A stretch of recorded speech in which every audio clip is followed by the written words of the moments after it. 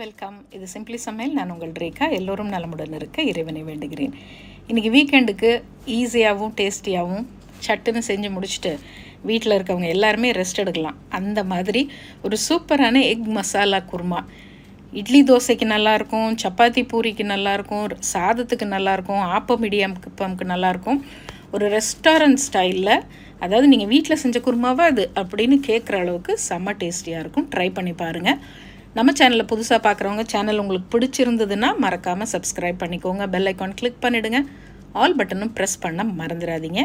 வாங்க இப்போ நம்ம கிச்சனுக்கு போகலாம். நல்லா அடிகனமான எண்ணெய் சட்டி வச்சுக்கோங்க. ஒரு 3 டேபிள் ஸ்பூன், 2லேருந்து 3 டேபிள் ஸ்பூன் எண்ணெய் ஊற்றிக்கலாம். தாளிப்புக்கு ஒரு அரை டீஸ்பூன் சோம்பு மட்டும் சேர்க்குறேன். மீடியம் சைஸ் வெங்காயம் 2 பெரிய வெங்காயம் பொடியாக கட் பண்ணி சேர்த்துக்கலாம்.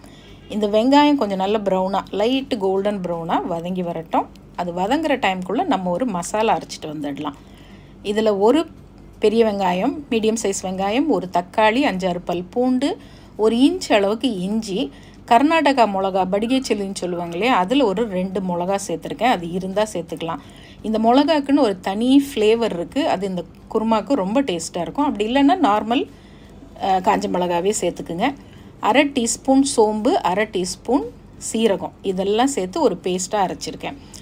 இன்க்ரீடியண்ட் லிஸ்ட்டு வந்து டிஸ்கிரிப்ஷன் பாக்ஸில் எப்பயுமே கொடுத்துருப்பேன். நீங்கள் அதுலேயும் ஒரு தடவை செக் பண்ணிக்கலாம். இப்போ மீடியம் ஃப்ளேமில் இந்த மசாலாவை ஒரு 2 நிமிஷம் அந்த பச்சை வாசனை போகிற அளவுக்கு வதக்கி விட்டுடுங்க. அதுக்கப்புறம் நம்மளுடைய செந்தூர் மசாலா, ஸ்பெஷல் மசாலாஸ் சேர்க்கலாம்.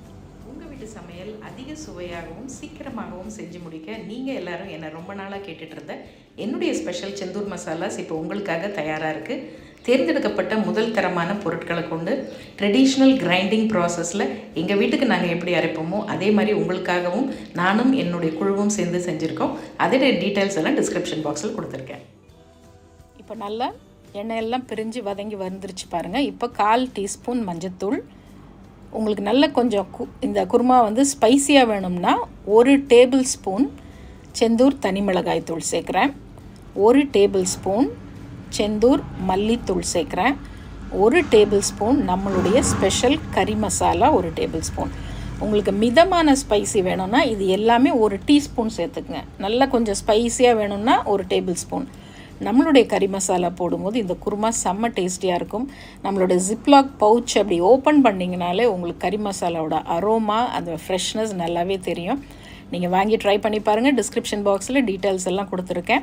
வேணுங்கிறவங்க வாங்கி நீங்கள் யூஸ் பண்ணி பாருங்கள். இல்லை நீங்களே வீட்டில் அரைச்சி வச்சுருக்க கறி மசாலா உங்கள்கிட்ட இருக்குன்னா நீங்கள் அதையும் சேர்த்துக்கலாம். நம்மளுடைய மசாலாஸ் என்றைக்குமே ரொம்ப ஃப்ரெஷ்ஷாகவும் முதல் தரமான பொருட்களில் செய்யப்படுறதுனால உங்களுடைய சமையலின் சுவை அட்டகாசமாக இருக்கும். அதுக்கு ரேகா கேரண்டி. இப்போ நல்லா நீங்கள் இதை வதக்கி விட்டுடுங்க மீடியம் ஃப்ளேம்லேயே. நம்மளுடைய செந்தூர் மசாலாஸ் இப்போது ஆப்லேயும் கிடைக்கிது. ஆண்ட்ராய்டு, iOS 2 ஆப்பும் இருக்குது. அதில் ஸ்பெஷல் ஆஃபர்ஸும் இருக்குது. நீங்கள் ஆப்லேயும் ஆர்டர் ப்ளேஸ் பண்ணிக்கலாம். இப்போ மசாலா 2 நிமிஷம் வதங்கினதுக்கப்புறமா நான் ஒரு 2 டேபிள் ஸ்பூன் தேங்காய், கூடவே ஒரு 4 முந்திரி போட்டு நைஸாக ஒரு பேஸ்ட்டாக அரைச்சிருக்கேன். முந்திரி இல்லைன்னா கசகசா சேர்த்துக்கலாம். கசகசாவும் இல்லைன்னா வெறும் பொட்டுக்கடலை கூட கொஞ்சமாக சேர்த்துக்கலாம்.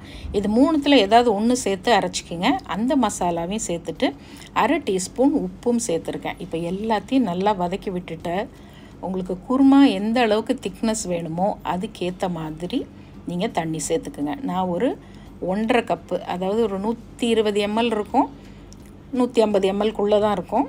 அந்த தண்ணியை மிக்ஸி ஜார்லேயே போட்டு கலந்துட்டேன். இப்போ உப்பு, காரம் எல்லாம் கரெக்டாக இருக்கான்னு செக் பண்ணிவிட்டு ஃப்ரெஷ்ஷான கொத்தமல்லி கொஞ்சம் சேர்த்து மீடியம் ஃப்ளேமில் ஒரு 2லேருந்து 3 நிமிஷம் குருமா கொதிக்க விடுவோம். ரொம்ப நேரமும் கொதிக்க விடாதீங்க. ஒரு 2 to 3 minutes கொதித்தாலே, ஏன்னா நம்ம மசாலாஸ் எல்லாம் நல்லா வதக்கிட்டோம், அதனால் அந்த ரா ஃப்ளேவர் எல்லாம் க்ளீனாக போயிடும்.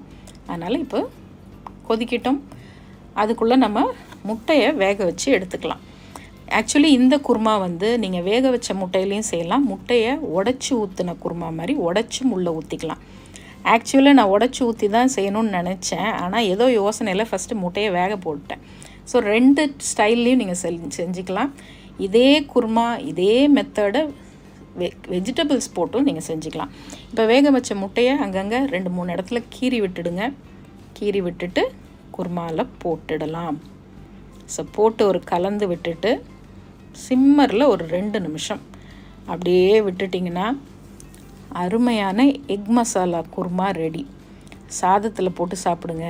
நெய் சாதம் மாதிரி செஞ்சுட்டு அதுக்கு கூட இந்த குருமா வச்சு சாப்பிடலாம். சப்பாத்திக்கு செம்ம டேஸ்டியாக இருக்கும். ஆப்பத்துக்கு சூப்பர் டேஸ்ட்டாக இருக்கும். வெறும் சாதத்தில் போட்டு சாப்பிடவும் அருமையாக இருக்கும். ஒரு 15 நிமிஷத்துக்குள்ளே நீங்கள் குருமா அட்டகாசமாக செஞ்சிடலாம்.